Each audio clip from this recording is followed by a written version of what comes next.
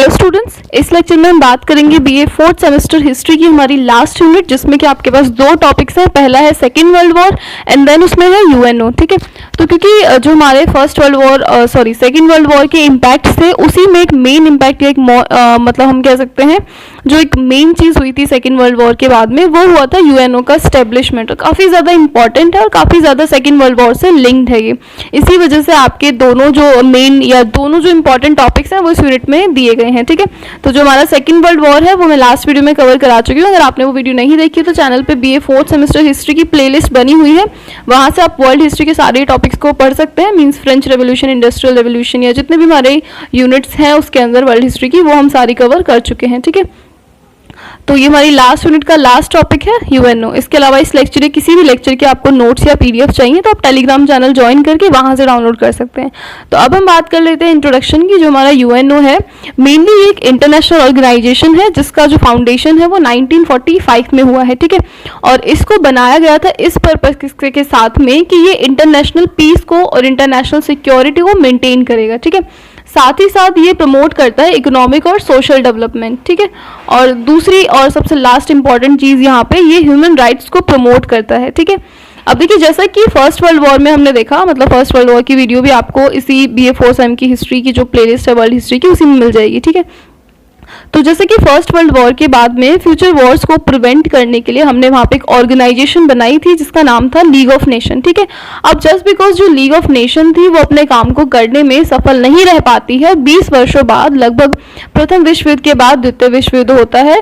और देखिए द्वितीय विश्व युद्ध में बहुत ज्यादा भयंकर जनहानि हुई थी, साथ ही साथ धन हानि भी हुई थी। ठीक है, और एक तरीके से देखिए तो जापान का तो पूरा अस्तित्व ही खत्म हो जाता है। ठीक है, तो इसके बाद में सैन फ्रांसिस्को में जो एक सम्मेलन हुआ था उसमें डिसाइड किया गया, जो विंस्टन चर्चिल थे उन्होंने इस चीज़ को काफ़ी ज़्यादा प्रमोट किया, या कह सकते हैं उनके एक तरीके से कहने पर ही ये पॉसिबल हो पाया कि फिर से हमने डिसाइड किया कि अब एक ऐसी इंटरनेशनल ऑर्गेनाइजेशन होगी जो कि पूरे वर्ल्ड में पीस को कायम करने का काम करेगी और फ्यूचर में होने वाले वॉर्स को रोकेगी। ठीक है, और कहीं ना कहीं ये संस्था शायद काफ़ी अच्छे से अपने काम को कर रही है कि अभी तक फर्स्ट वर्ल्ड वॉर और सेकेंड वर्ल्ड वॉर के बाद हमें इतना भयंकर कोई भी वॉर देखने को नहीं मिला है। ठीक है, तो इसी पर्सपेक्टिव के साथ, इसी ऑब्जेक्टिव्स के साथ में इस नेशन का या इस यूनाइटेड नेशन ऑर्गेनाइजेशन का एस्टेब्लिशमेंट किया गया, और ये हुआ सेकेंड वर्ल्ड वॉर खत्म होने के बाद में 24 अक्टूबर 1945 को। ठीक है, इतनी चीज़ें आप अपने इंट्रोडक्शन में लिखेंगे। मतलब जब आप संयुक्त राष्ट्र संघ से जुड़ा हुआ कोई भी आंसर लिखते हैं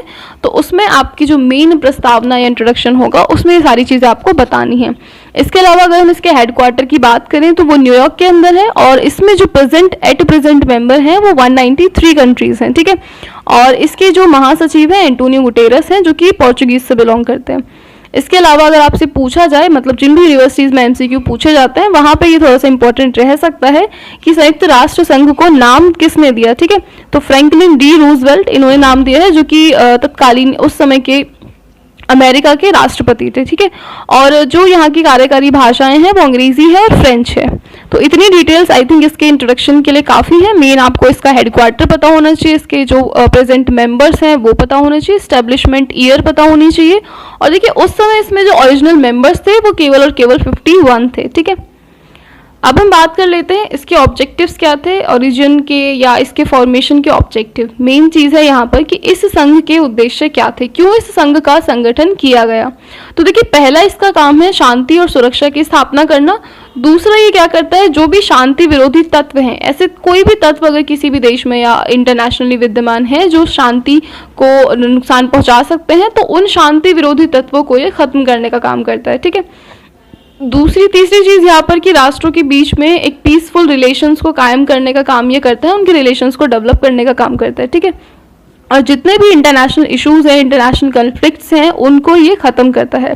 मानव जाति के अधिकारों का सम्मान करता है, उनको समानता प्रदान करता है। ठीक है, इसके अलावा आर्थिक, सामाजिक, सांस्कृतिक और मानवीय समस्याओं का भी ये निराकरण करता है। ठीक है, अब ये वाली जो पीडीएफ है, मतलब ये हिंदी में है, बट इसका जो इंग्लिश वर्जन है वो आपको टेलीग्राम चैनल पे मिल जाएगा। ठीक है, मतलब बीए फोर्थ सेम की हिस्ट्री की जितनी भी यूनिट्स हैं, जितने भी टॉपिक्स हैं, वो सारे मैं हिंदी इंग्लिश दोनों में ही अपलोड वहाँ पे कर चुकी हूँ। नेक्स्ट आता है हमारे पास संयुक्त राष्ट्र संघ के सिद्धांत कि कुछ इन्होंने प्रिंसिपल्स भी दिए थे जिनको अभी तक इनकी मेंबरिंग कंट्रीज जो हैं वो फॉलो करती हैं। तो देखिए पहला जो इन्होंने यहाँ पे प्रिंसिपल दिया था वो ये कि कोई भी राष्ट्र किसी भी अन्य राष्ट्र के आंतरिक मामलों में हस्तक्षेप नहीं करेगा और ना ही ये संस्था इस काम को करेगी, ठीक है। और दूसरा यहाँ पे इनका सिद्धांत था कि अंतर्राष्ट्रीय विवाद का निर्णय करना, निस्तारण करना शांतिपूर्ण उपायों से किया जाएगा और ये जो संस्था है किसी भी राज्य की स्वतंत्रता और प्रादेशिक अखंडता के विरुद्ध काम करती है, ठीक है। चौथा यहाँ पे सिद्धांत था कि इसके जो सदस्य राष्ट्र हैं वो घोषणा पत्र में लिखित जितने भी उत्तरदायित्व हैं उनका पालन करेंगे। कोई भी सदस्य इस संस्था के प्रतिकूल काम करने वाले किसी भी राष्ट्र की सहायता नहीं करेगा, ठीक है। ये इसके 5 मेन प्रिंसिपल्स हैं जो आपको जरूर याद रखने हैं।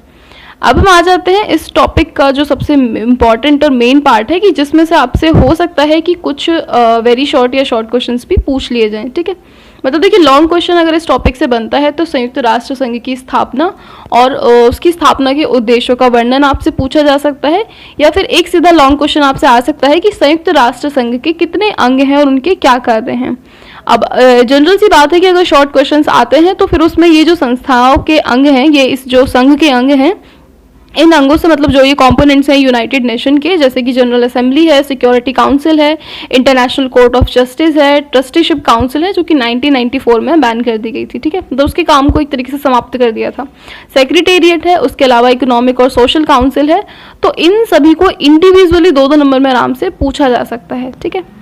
तो इनकी डिटेल्स यहाँ पे हिंदी में लिखी हुई हैं, बाकी जो इंग्लिश वाली पीडीएफ है वो आपको टेलीग्राम पे मिल जाएगी। तो सबसे पहले बात कर लेते हैं जनरल असेंबली की। सो जनरल असेंबली आपकी मेन असेंबली है जो कि देखिए उसके अंदर क्या है कि जितने भी यूनाइटेड नेशन के मेंबरिंग स्टेट्स हैं, स्टेट से यहाँ पे मतलब है कंट्रीज, जितने भी सदस्य हैं यूनाइटेड नेशन के, हर कंट्री से इसके अंदर मेंबर्स होते हैं, ठीक है।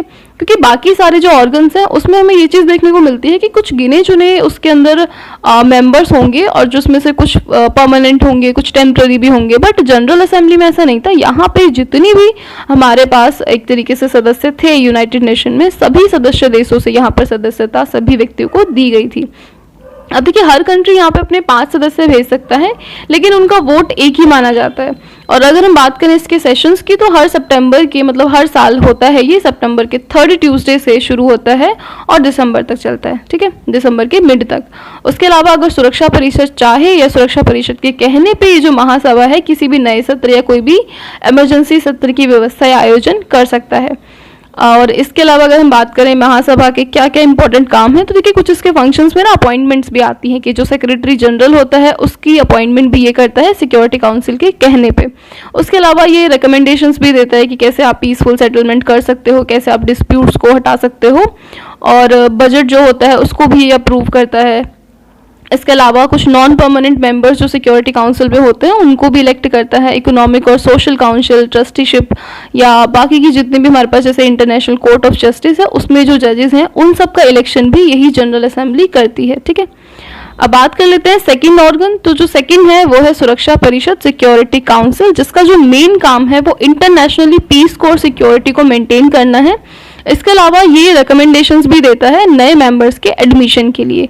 कुछ इसके पास मिलिट्री एक्शंस भी होते हैं, मतलब कई बार अग्रेसर के तौर पे भी ये काम, अग्रेसर्स के खिलाफ ये काम कर सकता है, वहाँ पे कुछ एक्शंस ये ले सकता है। और ये कुछ प्लान्स फॉर्मुलेट करता है, कुछ प्लान्स फॉर्मुलेट जो ये करता है वो अपने आर्मामेंट्स को रेगुलेट करने के लिए करता है। और बाकी अगर हम बात करें इसके जो परमानेंट मेंबर हैं वो 5 हैं। रशिया है जिसमें अमेरिका है, चाइना है, इंग्लैंड है और फ्रांस है, ठीक है। बाकी के 10 इसके नॉन परमानेंट मेंबर्स होते हैं, सॉरी 10 होते हैं। टोटल इसके 15 मेंबर्स हैं, 5 परमानेंट, एक सेकेंड, सॉरी, इसके अंदर टोटल 15 मेंबर्स हैं जिसमें से 5 आपके जो होते हैं परमानेंट हैं और जो 10 हैं वो आपके टेम्पररी हैं, ठीक है। अब बाकी बात हमने कर ली इसके फंक्शंस की। अब चलते हैं अगली जो हमारी ऑर्गन है या अगला जो कंपोनेंट है वो है हमारा आर्थिक और सामाजिक परिषद। तो ये जो इकोनॉमिकल और सोशल काउंसिल है ये क्या करती है, रिस्पॉन्सिबल होती है सारे ही हायर स्टैंडर्ड या लोगों का कैसे आप स्टैंडर्ड ऑफ लिविंग हाई कर सकते हो उसको प्रमोट करती है। एम्प्लॉयमेंट से जुड़ी हुई चीज़ें हैं या इकोनॉमिकली सोशल प्रोग्रेस पे मेनली ये काम करती है। इसका मेन जो फोकस होता है वो आर्थिक और सामाजिक वृद्धि करना होता है, ठीक है। इसमें मेंबर्स की बात करें तो 54 मेंबर्स होते हैं और सारे ही जो सदस्य हैं वो हर राज्य का एक प्रतिनिधि होता है। अब अगला जो हमारे पास आता है इस इकोनॉमिकल और सोशल काउंसिल के अलावा, वो होती है ट्रस्टीशिप काउंसिल। अब ट्रस्टीशिप काउंसिल की अगर हम बात करें तो कि पहले तो उसको काफ़ी सारी ड्यूटीज़ दी गई थी, कुछ टर्मिनेशन या टर्मिनेटेड ऑपरेशंस के भी लिए काम करती थी, या ये जो काउंसिल है ये रिवाइज करती थी कुछ प्रोसेस को, कुछ रूल्स को रिमूव जो इस चीज़ से रिलेटेड होते थे कि मीटिंग्स में क्या चीज़ें रिमूव करनी है, क्या चीज़ें हमें ऐड करनी है, मेंबर्स को लेकर हो गई, या जो टेरिटरीज एक्टिविटीज़ हैं, सेल्फ गवर्नमेंट, इंडिपेंडेंस, इस टाइप की चीज़ों पे काम करती थी। बट क्योंकि ये सारे काम करने के लिए हमारे पास और भी ऑर्गेनाइजेशन है, और भी जो ऑर्गन है वो भी लगभग इन्हीं सारे काम को करते हैं, तो धीरे धीरे ना इसके कामों की ज़्यादा हमें ज़रूरत रही नहीं, तो नवंबर 1994 में ना इसको ख़त्म कर दिया जाता है। उसके बाद अगला हमारे पास आता है इंटरनेशनल कोर्ट ऑफ जस्टिस, जो कि 3 अप्रैल 1946 को स्टैब्लिश किया गया, just after a year of establishment of UNO. तो इसका जो हेडक्वार्टर है वो कहाँ पे है, वो हेग में है, नीदरलैंड में, ठीक है। अब इसके अंदर अगर हम बात करें तो जो न्यायाधीश होते हैं वो 15 होते हैं, और उनकी जो नियुक्ति होती है वो 9 वर्ष के लिए होती है, हर 3 साल बाद उनको अवकाश मिल जाता है। और अध्यक्ष और जो उपाध्यक्ष इसके अंदर होते हैं वो ये खुद चुनते हैं 3 सालों के लिए, और इसमें जो भाषाएं हैं वो फ्रेंच है और इंग्लिश है, ठीक है, मेनली इनकी 2 लैंग्वेजेस हैं।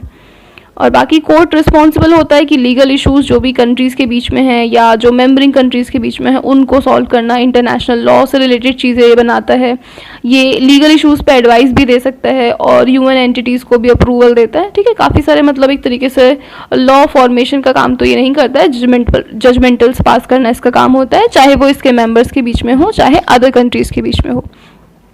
अब सबसे लास्ट आता है हमारे पास यूएन सेक्रेटरीट, जिसको हम कहते हैं सचिवालय। So UN secretariat it is made up of secretary general and 10,000 of international UN staff. देखिए इसके अंदर लगभग 10,000 से ज़्यादा का स्टाफ होता है जो कि डेली बेसिस पे काम करता है, ठीक है। ये मैंने इसमें मेंशन नहीं किया है, बट दूसरी पीडीएफ में आपको मिल जाएगा, ठीक है। बाकी इसका काम एक तरीके से प्रशासनिक अंग है ये, ठीक है। Senior administrative officer of organisation भी इसको कहा जाता है, और बाकी इसमें सेक्रेटरी को भी चूज़ किया जाता है सुरक्षा परिषद के कहने पर, ठीक है। तो आई होप यूएन सेक्रेटरीट के काम क्लियर होंगे। और अगर आपसे पूछता है फंक्शंस ऑफ यूनाइटेड नेशन, जो यूनाइटेड नेशन है उसके काम क्या है, तो वो हमने स्टार्टिंग में देख लिया, उसके कार्य और उद्देश्य दोनों ही चीज़ें सेम हैं। तो आई थिंक जो यूनाइटेड नेशन ऑर्गेनाइजेशन है वो आपको काफ़ी अच्छे से क्लियर होगी। इनकेस फिर भी कोई डाउट रह जाता है तो आप कमेंट बॉक्स में लिख दीजिएगा। अब इस लेक्चर या किसी भी लेक्चर की पीडीएफ आपको चाहिए तो टेलीग्राम चैनल ज्वाइन करके वहाँ से आप डाउनलोड कर सकते हैं। तो मिलते हैं फिर नेक्स्ट यूनिट में, ठीक है।